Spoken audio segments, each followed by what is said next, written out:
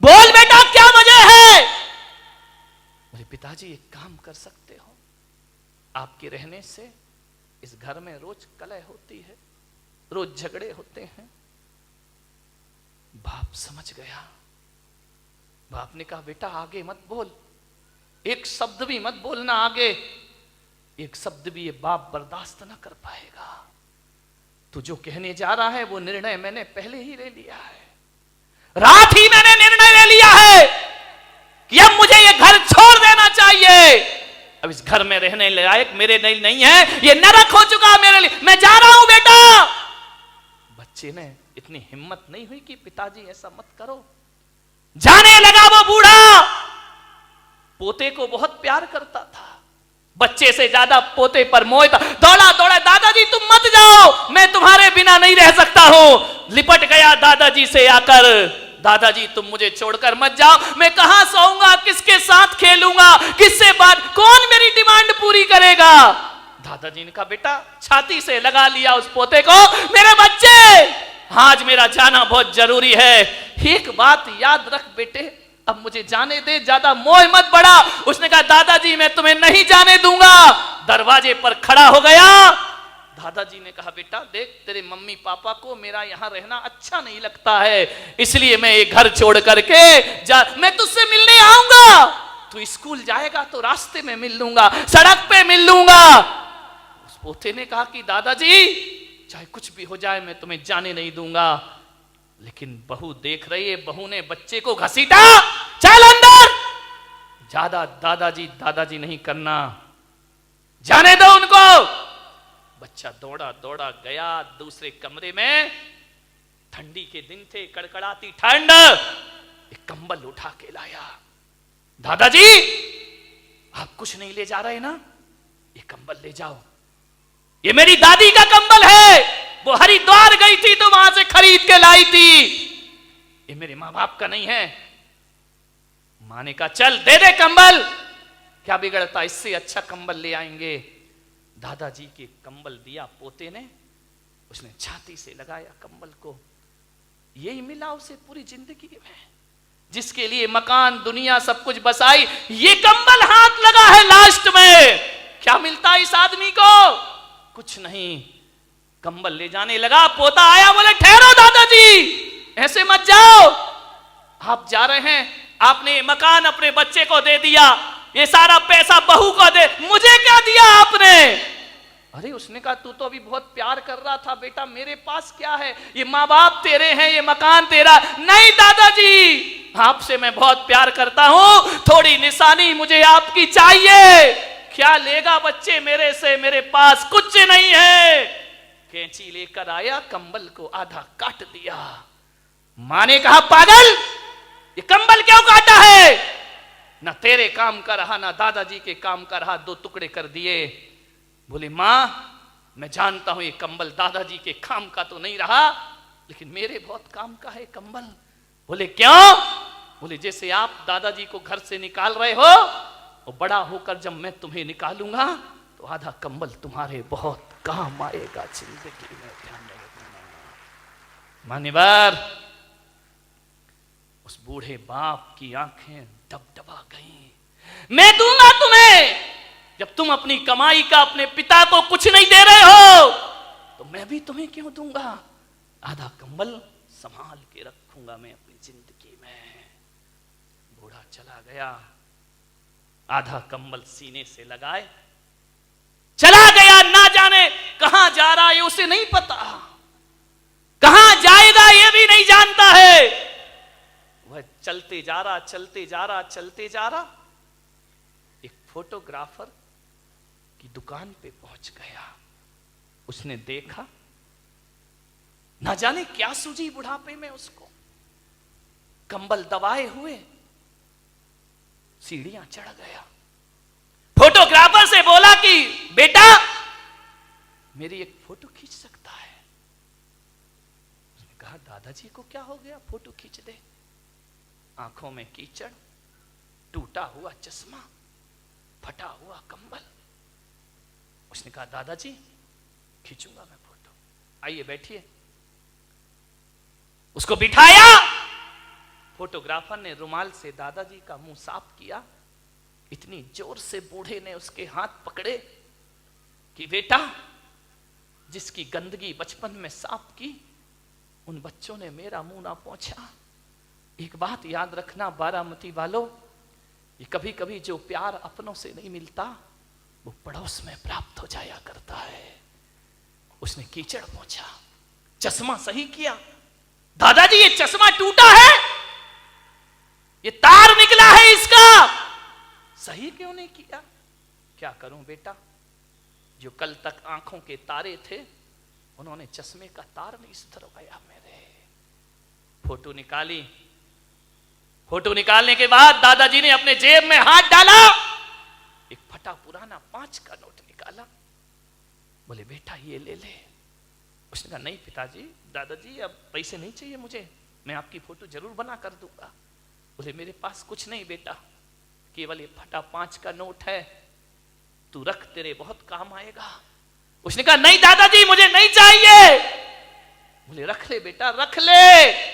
बोले मुझे नहीं चाहिए। तो बूढ़े ने कहा अपनी नहीं तो मेरी खुशी के लिए रख ले। दादाजी आपको ये 5 रुपया देने में खुशी मिलेगी? उसने कहा लाओ मुझे दे दो। उसने 5 का नोट देखा, फटा सा था। आज वो 5 का नोट हजारों की गड्डियों के सामने भारी पड़ रहा था उस फोटोग्राफर को। उसने लिया 5 का नोट डाला। दादाजी ने कहा 2 दिन बाद मेरी फोटो दे देना मुझे। बोले ठीक है। 2 दिन बीते। 2 दिन बाद 2 लड़के पहुंचे फोटोग्राफर के पास। बोले भाई साहब, 2 दिन पहले एक दादाजी ने यहां फोटो खिंचाई थी, वो फोटो हमें चाहिए। आप कौन हैं? हम उनके लड़के हैं। ये डॉक्टर है, इंजीनियर है। आप उनके लड़के हैं, आपको कैसे पता कि फोटो खिंची है? बोले बड़ा अफसोस है कि जिस दिन मेरे पिता तुम्हारे यहां से फोटो खिंचा के जा रहे थे और इन सीढ़ियां उतर रहे थे, आगे पहुंचे हैं और एक जोरदार ट्रक की टक्कर में उनका एक्सीडेंट हुआ और वो दुनिया में नहीं रहे। जब हमें सूचना मिली हम गए, जब तक प्राण पखेरु उड़ गए, उनके कुर्ते के जेब में तुम्हारी दुकान की रसीद पड़ी थी। बस वही रसीद लेकर हम तुम्हारे यहां आए हैं। वो फोटो तो दिखाओ जरा। फोटो दिखाई। अरे ये फोटो खींची है तुमने? ये फटे से कपड़े, टूटा सा चश्मा, आंखों में कीचड़। बोले एक काम करो, कंप्यूटर का जमाना है, इसमें एडिट कर दीजिए, अच्छी शेरवानी पहना दो इनको, सोने की चेन डाल दो गले में, एक अच्छी कुर्सी पर इन्हें बिठा दो, इनका चेहरा थोड़ा सा बदल दो। उसने कहा भाई साहब बहुत पैसा लगेंगे। बोले देंगे। 5,000 रुपए लगेंगे। बोले देंगे 5,000 रुपए। ये वो औलाद जिसने जीते जी बाप को 5 रुपए नहीं दिए, वो 5,000 की फोटो ले रही है। उस आदमी ने पूछा कि आप इतनी बड़ी फोटो क्यों बनवा रहे हो? बोले परसों हमें इनका उठावना करना है, इस समाज में हमारी इज्जत का सवाल है, ध्यान रखिए। हम उनकी ऐसी फोटो नहीं लगा सकते हैं, हमारा भी स्टेटस है, हमारा भी स्टैंडर्ड है। सारी समाज हमारे यहां आएगी। जितनी सुंदर फोटो बना सको फोटो बना दीजिए। कल सारे लोग श्रद्धांजलि सभा में उपस्थित होंगे। ये है माँ बाप का सम्मान। फोटोओं पर फूल चढ़ाने वालों, जीते जी 2 शब्द प्यार से नहीं बोलते हो। कैसी औलाद है कि जीते जी बाप के लिए नए कपड़े नहीं आते, मर जाए तो नया कफन खरीदने दौड़ते हो। ध्यान रखिए मेरे भाई, आपसे निवेदन है, लाशों पर फूल मत चढ़ाना कोई बात नहीं है। जीते जी बाप से फूल जैसी बातें जरूर किया करो, तुम्हारा जीवन सार्थक होगा। यह संस्कृति होना चाहिए भारत की। मेरे सानिध्य में मुझे बड़ा दुख है कि मैं संत होकर मुझे एक वृद्धाश्रम बनाना पड़ा जहां बुजुर्ग लोग रहा करते हैं। ऐसे ऐसे लोग आते हैं मेरे पास आंसू बहाते, हर एक घर की दुनिया से बाहर निकल के देखो, अपने ही घर को दुनिया मत समझिए। आते हैं मेरे पास, महाराज ये जिंदगी का अंतिम पड़ाव, कुछ व्यवस्था करो, हमारा बेटा हमें घर से। एक बेटा मेरे पास आया अपनी मां को लेकर, महाराज आपका वृद्धाश्रम बना है, आपका वात्सल्य धाम बना है, मेरी माँ को वहां रख दीजिए। मैंने कहा शर्म आना चाहिए तुझे, एक बेटा कह रहा है कि वृद्धाश्रम में रख दो। मान्यवर, मैंने उससे कहा तुझे तो चुल्लू भर पानी में डूब के मर जाना चाहिए। जिस माँ ने कोख में रखा तू घर में नहीं रख सकता है, वापिस लेके जा इस माँ को। बोले आपने क्यों बनाया वृद्धाश्रम? मैंने कहा मैंने इसलिए नहीं बनाया कि कोई औलाद अपने बाप को मेरे पास भेजे। नहीं भाई, ये तो मेरे लिए सबसे बड़ा पाप हो जाएगा। और मैं बारामती में कह रहा हूं पुलक सागर, इस देश से वृद्धाश्रम की परंपरा खत्म होना चाहिए, समाप्त होना चाहिए।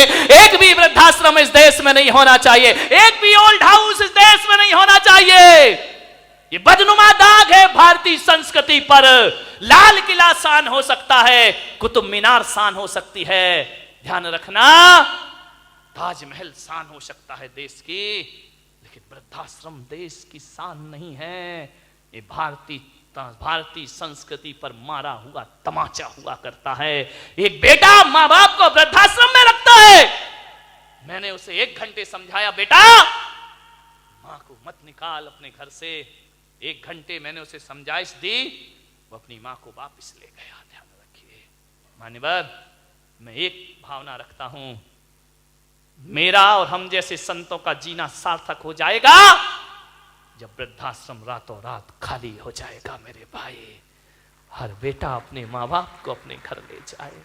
कौन सी शान है ये? मैंने बनाया है इसलिए बनाया कि उन बुजुर्गों को सहारा दूं जिनके औलाद नहीं है। ध्यान रखिए, औलाद होने के बाद माँ बाप हमारे पास आए शरण में, बेकार की जिंदगी है ये। ध्यान रखिए, आपसे निवेदन है, एक बूढ़ी मां जिसने औलाद को पढ़ाया लिखाया, लेकिन वो औलाद उस मां से नफरत करती थी। धिक्कार है वो औलाद जो मां से नफरत करती है, पिता से नफरत करती है। यही नफरत थी उसे बस। वो कहता था मां तू मेरे सामने मत आया कर, तू मनहूस है, मैं तेरा चेहरा देखना पसंद नहीं करता हूं। मां रो लेती चुपके चुपके, पाल पोस के बड़ा किया, पढ़ाया लिखाया। औलाद कह रही हम तेरा चेहरा देखना नहीं चाहते, तू हमारे सामने मत आया कर। मां आती, मां की ममता थी बेचारी, क्या करे। स्कूल जाती, टिफिन देने जाती, बच्चे का भोजन देने जाती। बच्चे से कोई पूछता कि ये बुढ़िया कौन है, तो मालूम है वो ऐसी औलाद, ऐसी कायर औलाद जो अपने दोस्तों को कहता कि नौकरानी है जो हमारे घर से हमें टिफिन ला के देती है। मां जब सुनती तो सीना छलनी हो जाता उसका। ये नौकरानी है, ये काम वाली है, घर में आके झगड़ा करता, तू टिफिन लेके मत आया कर मेरे स्कूल में, मुझे बहुत नफरत है तुझसे। ऐसी औलाद जिसके लिए ईश्वर के सामने हाथ फैलाए, आज वही ईश्वर का वरदान उसे अभिशाप लग रहा है। औलाद पसंद नहीं करती है। एक बात ध्यान रखना, मां कैसी भी हो, मां तो मां होती है मेरे भाई। मां काली हो, मां गोरी हो, मां बदसूरत हो, एक बात ध्यान रखना, मां की सूरत नहीं देखी जाती, मां का दिल देखा जाता है मेरे भाई दुनिया में। इसलिए नफरत थी उसे कि उस मां की एक आंख नहीं थी। तू कानी है, मेरे सामने मत आया कर। मां रो लेती चुपके चुपके। ओम नमः सिद्धेभ्यः,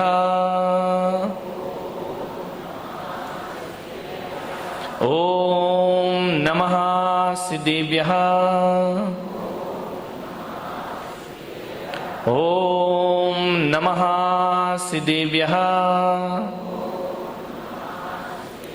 यदर्चा भावेन प्रमुदितमना दर्दुरेह, क्षणादासीत् स्वर्गी गुणगण समृद्ध सुखनिधि। लभन्ते सद्भक्ता शिव सुख समाजम किमु तदा। महावीर स्वामी नयन पथगामी भवतु मे, महावीर स्वामी नयन पथगामी भवतु मे, महावीर स्वामी नयन पथगामी भवतु मे। प्रथम तीर्थंकर ऋषभदेव भगवान की, भगवान महावीर स्वामी की। परम पूज्य गुरुदेव आचार्य श्री पुष्पदंत सागर जी महाराज की, अहिंसा परमो धर्म की।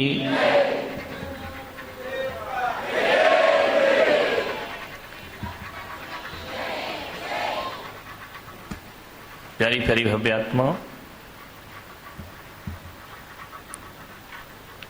आज की जो समस्या है बड़ी सार्वजनिक समस्या है। बड़ा ना सार्वजनिक इसलिए है कि ऐसा नहीं है कि क्रोध मात्र एक जाति धर्म विशेष को आता हो। क्रोध सबको आता है।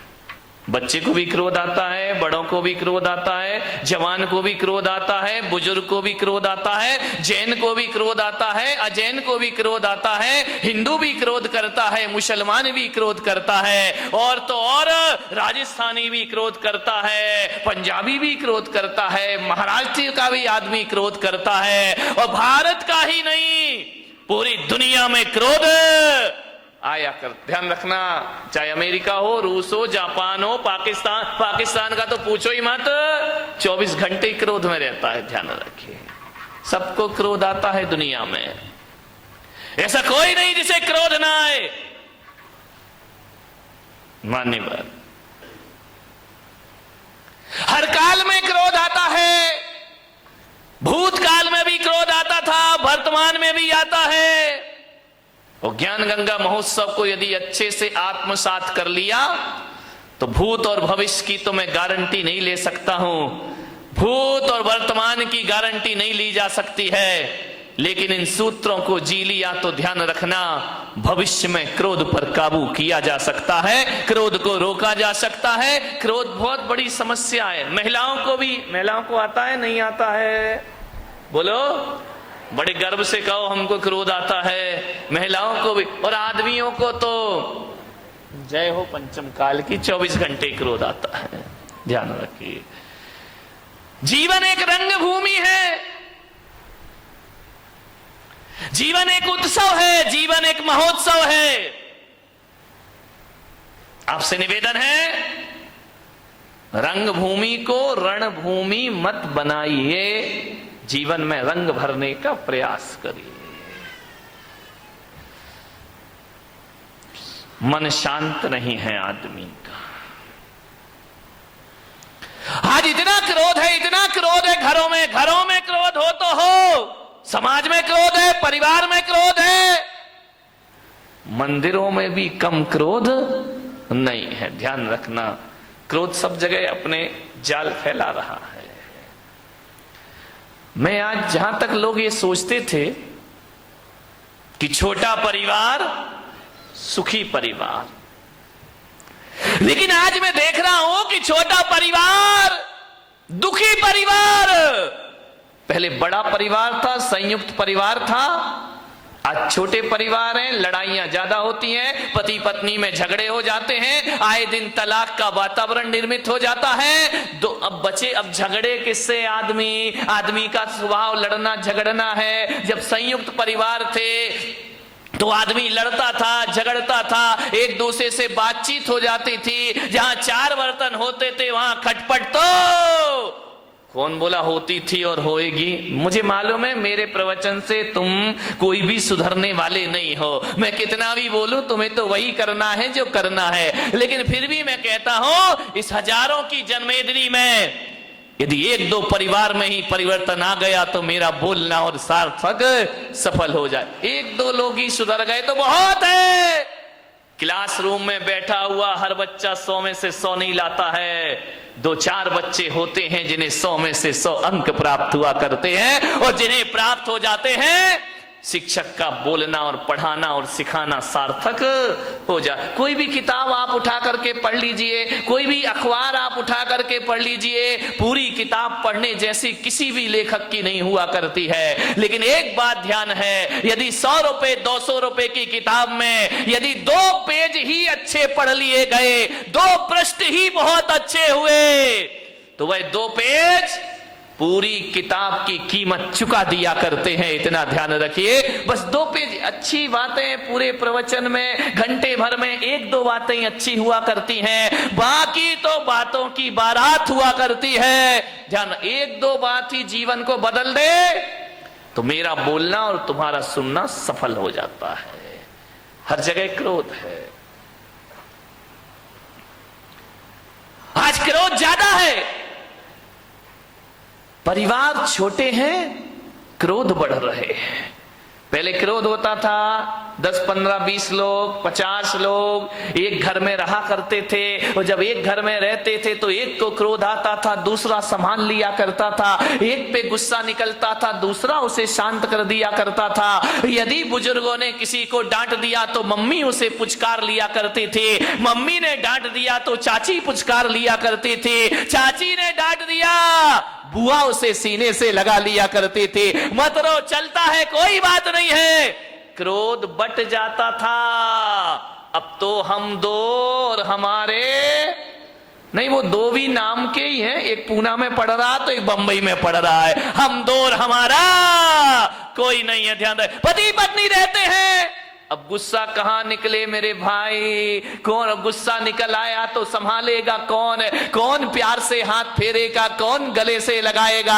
अब पति झगड़ता है तो पत्नी का पारा चढ़ जाता है, पत्नी झगड़ती है तो पति का पारा चढ़ जाता है, और कभी कभी जब दोनों के पारे चढ़ जाते हैं तो तलाक की नौबत आ जाती। छोटे परिवारों में क्रोध ज्यादा हो रहा है, ध्यान रखिए। बड़े परिवारों में क्रोध, एक आदमी को यदि गुस्सा आया, दादाजी को गुस्सा आया, पापा जी को गुस्सा आया, तो ये होता था, थोड़ा गुस्सा इस पे निकल जाता था, थोड़ा गुस्सा उस पे निकल जाता था, 50-50 ग्राम क्रोध बट जाया करता था। अब जो क्रोध आता है वो तो पूरे थोक के भाव में क्रोध आता है, पूरा क्रोध एक पर ही बरस जाता है। ध्यान, बड़ी दिक्कतें हो गई हैं।